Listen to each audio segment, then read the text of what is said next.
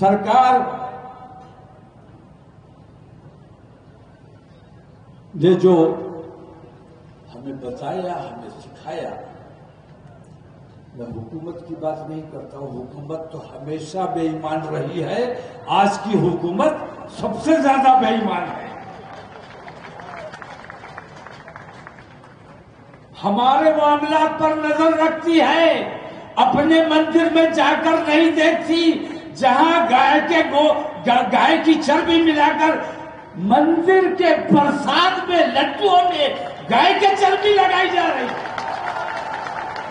اندھے اور بہرے ہو جاتے ہو اپنے معاملات میں، لیکن ہماری باریک سے باریک بات پر نظر رکھی جاتی ہے۔ میں کہنا یہ چاہتا ہوں کہ جتنے اجلاس ہو رہے ہیں بہت اچھا ہو رہا ہے، میں بہت خوش ہوں، لیکن میں نے بار بار کہا ہے کہ اتحاد کے ساتھ کام کرو۔ آپ نے اجمیر شریف میں کر لیا، میں نے بریلی شریف میں کر لیا، آپ نے جے پور میں کر لیا، اس سے کام نہیں چلے گا۔ ایسے کتنے جلسے ہوتے رہتے ہیں، حکومت آپ کی ان تمام کاوشوں پر توجہ بالکل نہیں دے گی۔ اگر آپ کو اپنی بات منوانی ہے تو اس کے لیے یہ ضروری ہے کہ تمام مسلمان متحد ہو کر ایک آواز میں ایک ساتھ آؤ اور دلی کا گھیراؤ کرتے ہیں۔ متحد ہو کر آؤ، دلی چلو۔ تمام لوگوں کو میں بتا رہا ہوں، پارلیمنٹ شروع ہونے جا رہی ہے 25 تاریخ سے۔ 24 تاریخ کا ہمارا پروگرام انشاءاللہ دہلی میں ہونے جا رہا ہے، تحفظ ناموس رسالت کانفرنس۔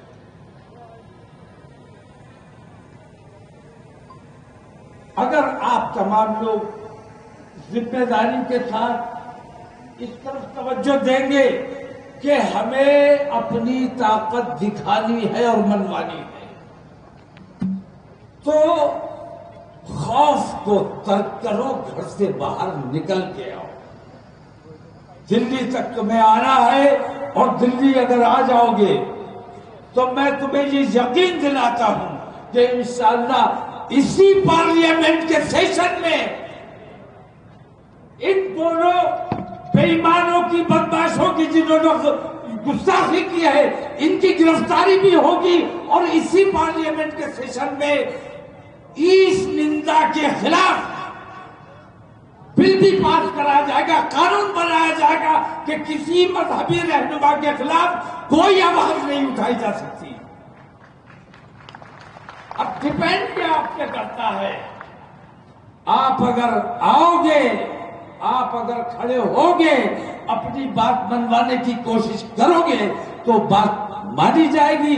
اور اگر اسی طرح بٹے رہے کہ میں یہاں کر لوں، میں وہاں کر لوں، میری شناخت ہو جائے، رسول اعظم کی شان میں گستاخی، میں یہ کہتا ہوں کہ جس نے گستاخی کی اس کا اصل مقصد گستاخی کرنا نہیں تھا،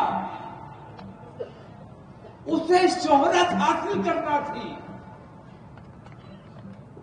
اور آج یہ فیشن بن گیا ہے کہ مسلمانوں کے خلاف آواز اٹھاؤ، مسلمانوں کو تکلیف پہنچاؤ، مسلمانوں کی لنچنگ کر دو، مسلمانوں کو زد و کوب کر دو، قرآن کی بے حرمتی کر دو، رسول کی شان میں گستاخی کر دو۔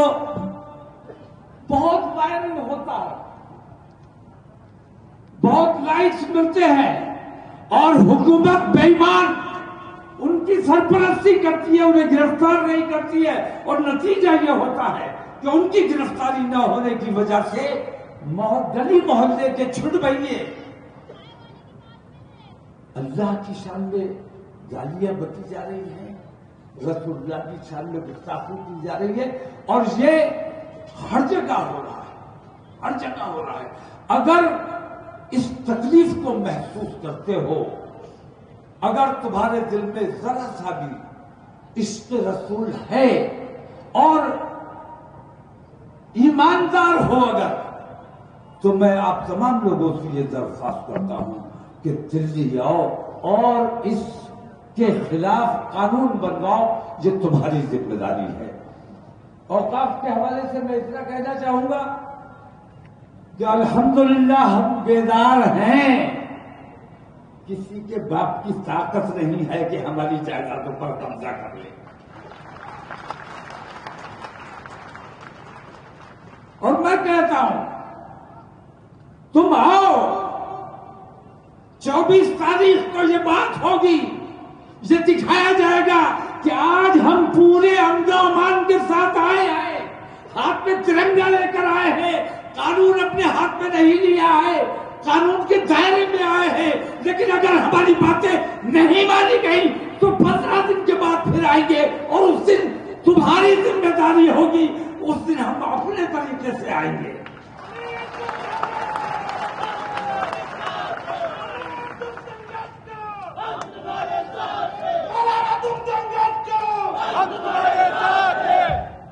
تو ضرورت اس بات کی ہے کہ یہ چھوٹے چھوٹے جو اجلاس ہو رہے ہیں، مقامی طور پر جو اجلاس ہو رہے ہیں، یہ بھی بیداری کے لیے بے حد ضروری ہیں، لیکن ایک اجتماعی جلسہ جہاں آپ جے پور سے چلو تو دلی تک جام ہونا چاہیے، اس انداز میں اگر نکلو گے تو تمہاری سنی جائے گی۔ یہ ایسی تعداد میں نکلو، تم دکھاؤ کہ ہماری تعداد کو چھپاتے ہو، جس دن ہم سڑکوں پر آئیں گے تو تمہاری روح کانپ جائے گی اور تم ہماری بات سننے پر مجبور ہو جاؤ گے۔ ہم اس جذبے کے لوگ ہیں، الحمدللہ مجاہد ہیں۔ مجاہد کو بہت خراب لفظ ان لوگوں نے، ہر شخص مجاہد ہے، ہر شخص مجاہد ہے۔ الحمدللہ ہم اسٹرگلر ہیں، اپنے مذہب کے لیے، اپنے ملک کے لیے، اپنے ملک کے لیے جدوجہد کرتے ہیں۔ ہمارے نوجوان بزدل نہیں ہیں، یہ بات میں نے بار بار کہی ہے کہ ہمارے علماء نے، ہمارے دانشوروں نے، ہمارے قائدین نے اپنے نوجوانوں کو کنٹرول کر کے رکھا ہے۔ جس دن یہ نوجوان ہمارے کنٹرول سے باہر ہو گئے تو تمہارے بس کی بات نہیں ہے کہ ان کو قبضے میں کر سکو۔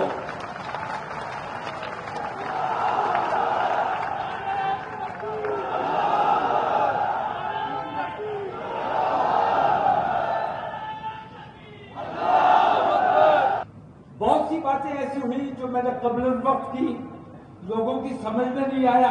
میں نے کہا موبائل 2016 سے میں چیخ رہا ہوں کہ موبائل اپنی کم سن بچیوں کو مت دو،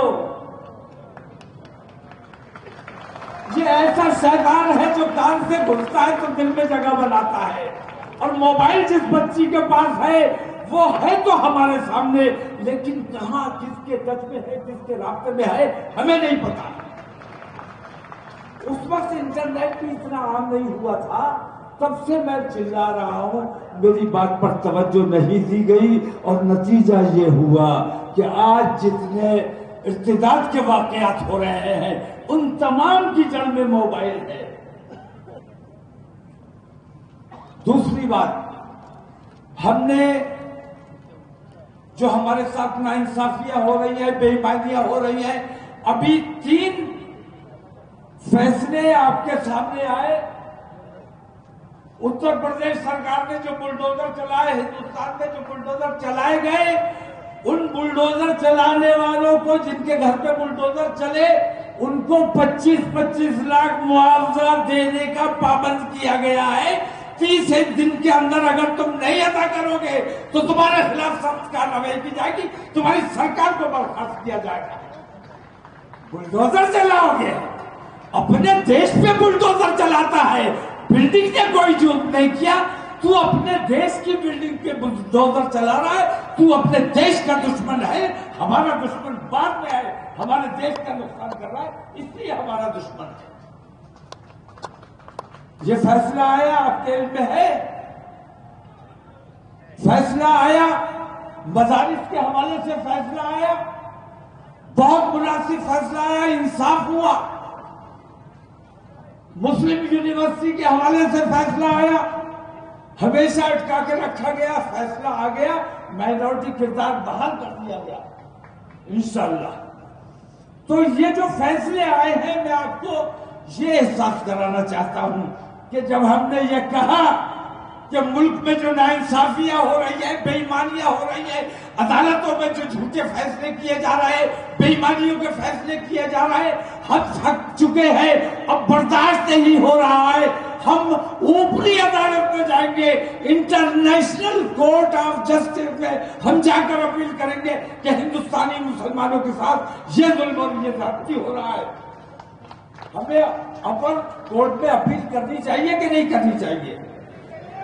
جب ہم نے یہ اعلان کیا ہے تب ان لوگوں کو یہ خوف ہوا کہ اب اگر بات انٹرنیشنل کورٹ میں چلی گئی تو ہمارے تمام فیصلوں کی چھیچھل اندر ہو جائے گی، بدنامی ہو جائے گی، ملک کی بدنامی۔ ہم اپنے ملک سے محبت کرتے ہیں، ملک کی بدنامی نہیں چاہتے، لیکن ملک کی بلڈنگوں کو نقصان پہنچا رہے ہو، ملک کے ہندوستانیوں کو نقصان پہنچا رہے ہو، مسلمان سے دشمنی نہیں کر رہے ہو، تم اپنے ملک سے دشمنی کر رہے ہو۔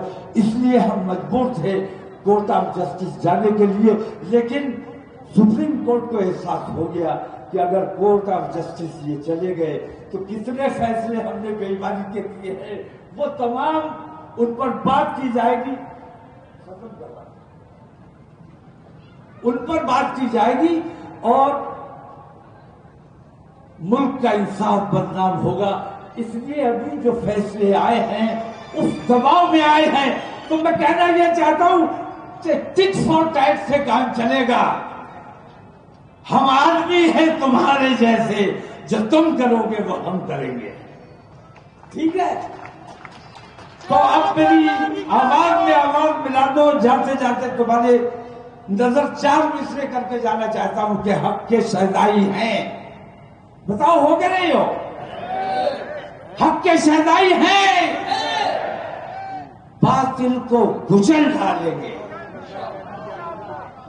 حق کے شہدائی ہیں، باطل کو کچل ڈالیں گے، گردش دہر بھی الجھی تو مسل ڈالیں گے، اور ہم نے جس دور کو چاہا ہے بدل ڈالا ہے، اور جس دور کو چاہیں گے انشاءاللہ بدل ڈالیں گے۔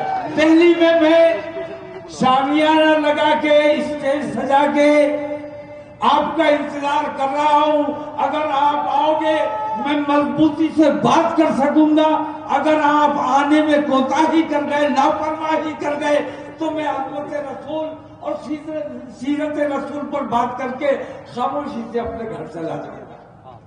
ذمہ داری آپ کی ہے، کام آپ کا کر رہا ہوں۔